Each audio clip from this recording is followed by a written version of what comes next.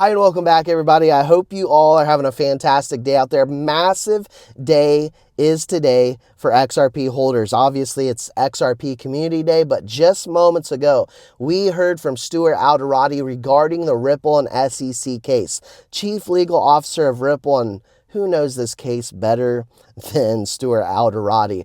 I took some notes. I highlighted several things he talked about, not just about the Ripple and SEC case, as he did provide us with some timelines and details and everything he's thinking, but also the crypto space. He had a lot to say, and I want to talk to you about that. Now, also, guys, I am well aware that we saw the absence of the Ripple Labs from the SEC litigation releases section, suggesting that the legal proceedings between the SEC and Ripple has reached a solution. Now, I held off from reporting this earlier here today because I wanted to hear from Stuart Alderati first. No one, again, knows this situation better than him, and I want to discuss that with you all here.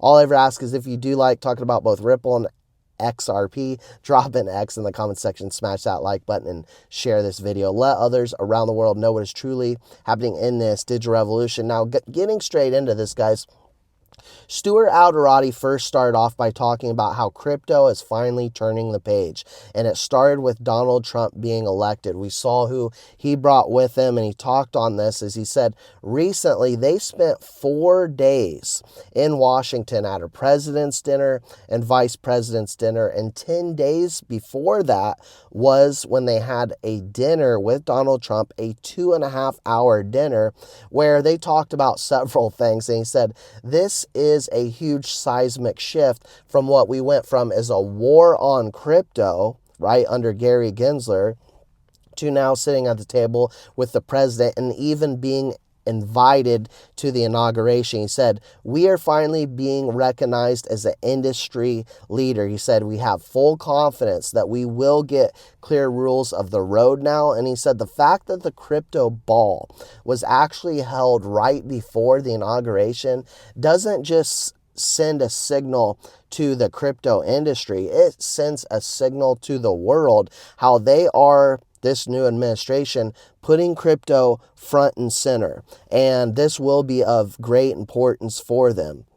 Now, also, something kind of comical he said is he was just as shocked as Brad Garlinghouse, the CEO of Ripple, that Bill Hinman was at the crypto ball, given that he was one of the ones like Gary Gensler that was really trying to take a step back in this industry, and he found it even offensive that he was actually there. He said, I didn't talk to him, but had I talked to him, it would have been one thing I would have asked him is, are you here to apologize? Because this guy had an opportunity to give this industry clear rules of the road, but he chose to only pick winners and losers instead. And so he said, I don't want to spend a whole lot of time on Bill Hinman, but again, he found it offensive that he was even there. Excuse me. Now, he said, in terms of this lawsuit, understand, and I've been saying this a lot on the channel, I know a lot of you believe this as well, it's just nothing more than noise now, and no one should be distracted by it.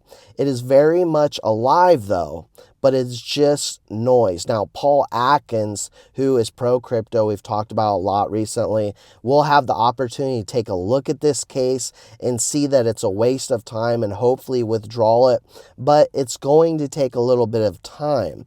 I have every confidence that we're on the right side of the law, he states, and will win. Believe in 2025 that he believes in 2025 the case will be withdrawn from the SEC. Now, he said, I'm cautiously optimistic, but again, this now is just noise and distraction.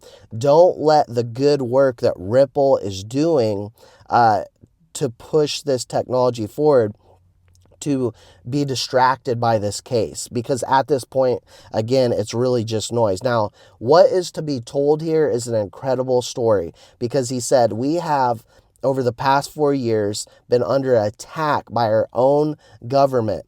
They were forced to send 95% of their business overseas, and they found a way to thrive. Now, we are finally able to grow on American soil, which is one of the most important economic areas in the world, obviously. And they have now the ability to see clear rules of the road and regulations by the end of 2025. He said, we will thrive if we focus on unity. We don't want to get into this maxi mindset like what a lot of the Bitcoin maxis are doing right now in terms of hurting this industry. We've got to unite. That is how we thrive. And lastly, he said, I was asked if he thought the community engagement, or he was asked rather, if the community engagement on X and other social platforms like YouTube as well has helped this case. He said, absolutely. From general sentiment to also lawyers like Jeremy Hogan and John Deaton actually educating others about what's happening, and even the courts. Things are changing and we are seeing a seismic shift. So I want to get this out to you guys in a timely fashion. I appreciate all your support, and we'll see you all in the next one.